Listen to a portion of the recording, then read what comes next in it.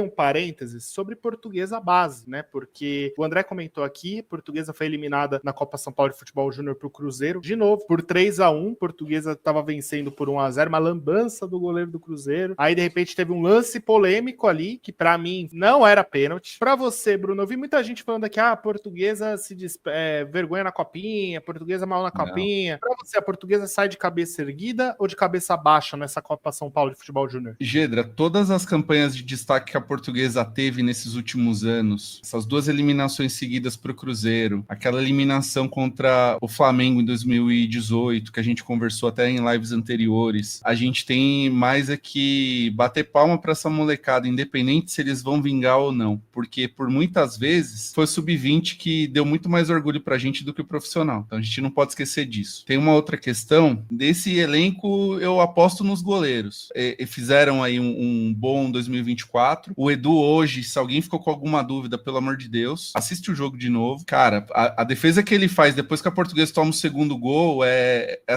de goleiro profissional. Não é só simplesmente de um goleiro de base. O próprio Ciência, que foi o autor do primeiro gol, acabaram acreditando, né? O primeiro gol para ele e o lance do primeiro pênalti foi com ele, infelizmente. Ali, para mim, não foi pênalti. Ali foi mais uma questão de erro de posicionamento do que propriamente falta, né? Independente se ele esbarrou no jogador, se marcaram toque de mão, enfim. Se eu fosse o árbitro, não marcaria. O segundo, ok, zero problema. Mas assim, não é motivo para terra arrasada. A gente não pode esquecer, só para eu encerrar aqui a fala, do estado em que deixaram que a nossa base ficasse. Enquanto o André estava falando, parecia até que ele estava falando da Portuguesa, que já foi um dia na base muito forte, muito mais forte que o próprio Palmeiras. E hoje a gente vê o que o profissionalismo do Palmeiras resultou em estrutura, em venda de jogadores. Se a gente pega aí pelo menos uns 3, 4 jogadores que a base do Palmeiras vendeu aí nesses últimos anos, já cobriu todo esse investimento que eles fizeram. Por mais que a gente saiba, né, que o filtro, ele é bem, ele é ceifador, né? Você vai investir, sei lá, ao longo do tempo em 300 jogadores para, sei lá, para 2, 3 vingarem e gerarem bons frutos, né? Principalmente financeiros. Você foi muito feliz, inclusive. Você falou sobre a questão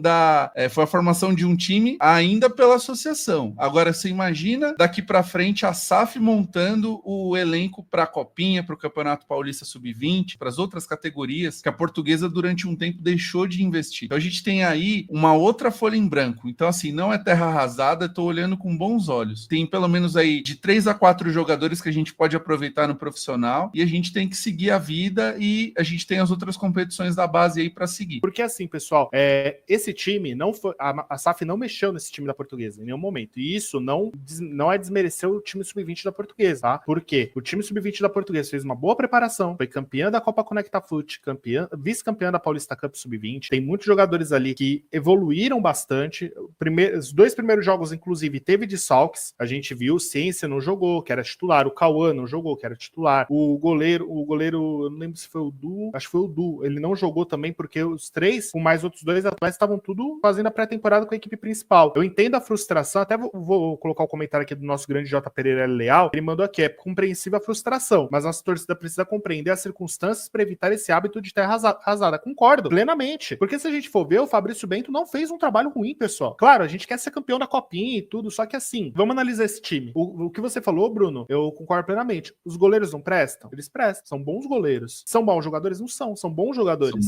Você vê o rendimento. 2 desses jogadores que estavam de linha, que era o Ciência e o Cauã, foram titulares na Copinha. Na Copinha não, na Copa Paulista. O Ciência em alguns jogos e o Cauã em quase toda a primeira fase. Então assim, você já vê que tem jogadores ali que tem um futuro. O Lipek, que marcou o gol da Portuguesa. Pô, foi bem. Eu tinha falado dele antes da competição começar. Ele na Conecta Foot estava indo bem. Chegou na Copinha, foi bem. Então assim, mais do que o título da Copinha, o importante é você ter jogadores que vão ajudar a Portuguesa desportivamente e principalmente financeiramente, né? A gente vê aí, eu bato na tecla do Corinthians toda vez, eu vou bater nessa tecla. O Corinthians é o maior campeão da história da Copinha. Quem o Corinthians revelou? Pro time dele. Eu lembro até hoje do Corinthians campeão da Copinha, que tinha um zagueiro muito bom, que a torcida pedia porque pedia que ele fosse titular. O que o Corinthians fez? Vendeu. Sabe quem era? O Marquinhos. Olha o quanto que não adianta você ser campeão da Copinha se você não sabe formar jogadores pro seu time. Eu lembro de um atacante que jogou, inclusive, se eu não me engano, foi até com o Marquinhos, passou pelo Flamengo de Guarulhos, que era bom na Copinha. Eu ainda falei, pô, esse cara é bom. A Portuguesa foi e contratou pra Série A2 do Campeonato Paulista, ninguém dava nada pra esse atacante. Chegou lá, o menino foi tão bem que o Estoril foi e comprou o Gustavo Tocantins, que a galera pede direto de volta. Por que talvez o Gustavo Tocantins, o Corinthians não tivesse dado uma oportunidade pra ele? Ou por que a Portuguesa não aproveitou alguém de casa? Eu acredito que nesse primeiro momento a Portuguesa tem ainda, claro, ainda está em evolução com o seu time sub-20. Tá um processo e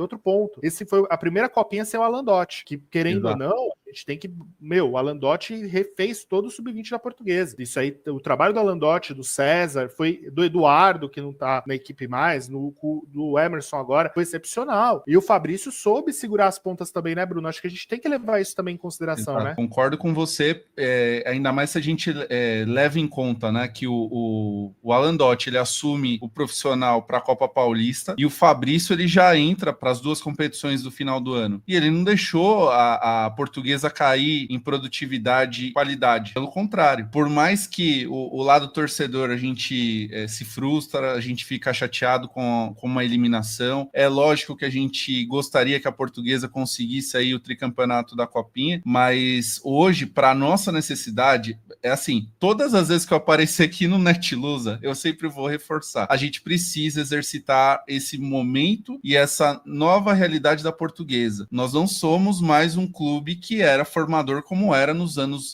90 para trás. Nós vamos reconquistar isso um dia. Só que hoje a gente vai ter planejamento. Então, a Portuguesa sendo tratada e gerida como uma empresa, a gente consegue enxergar uma perspectiva disso, em médio e longo prazo. Só que a torcida precisa exercitar essa questão. Então, assim, não pode ter caça às bruxas, alguém ir lá cornetar o Instagram ou a outra rede social do jogador. Cara, é o contrário. E vamos lembrar de uma outra coisa. O Cruzeiro, por mais que tenha passado por esse perrengue todo, de praticamente uma falência, né, antes de virar SAF, a base do Cruzeiro em questão de estrutura, ela é infinitamente maior e mais estruturada que a da Portuguesa. A gente não pode esquecer disso. A Portuguesa, se a gente pega título de 91, título de 2002, são duas campanhas que, poxa, a de 91 até hoje nunca foi batida. Ela é recordista. Maravilha. Só que o que acontece? Ao invés da Portuguesa ter usado esses dois títulos como, opa, temos aqui um celeiro de campeões da base e também de jovens talentos, como aconteceu ao longo dos anos 90, principalmente, começo dos 2000, ao contrário, sentaram em cima. Não construíram um centro de formação de atletas, por exemplo. Não estou falando que a Portuguesa precisava montar o que o São Paulo fez lá em Cotia, ou que o Cruzeiro fez na Prato, né? Mas assim, a Portuguesa tem um mínimo de estrutura para não perder os nossos valores, que é o que a gente conversou até em outras lives sobre a questão da Lei Pelé. A gente perdeu muito jogador porque ou não pagava um salário adequado com o mercado, ou então não tinha uma estrutura mínima. Exatamente. Simples assim. Concordo plenamente com você. Se a gente tiver, a partir do momento que a gente tiver, a molecada tá hospedada, tem alimentação, tem fisiologia, tem psicólogo, tem tudo que um clube hoje de ponta pode oferecer. Aí se a torcida amanhã ou depois resolver dar uma cornetada se perde um torneio ou comete algum vexame, alguma coisa do tipo, até dá para pensar, mas não é o caso. A Portuguesa, ela tá quebrando pedra já tem muito tempo. Isso não é passar pano, é dar tempo. É dar tempo, exatamente. E outra, a gente vai jogar uma pressão em cima de garotos de quase 20 anos. Não tô falando também para afagar a cabeça deles por qualquer derrota, não, mas entender o momento. É uma coisa que o Bruno já falou, o Lucas já falou aqui em live, a gente tem que entender o contexto, não só o placar do jogo. Exato. Teve erros, sim, mas é um torneio justamente para revelar os jogadores.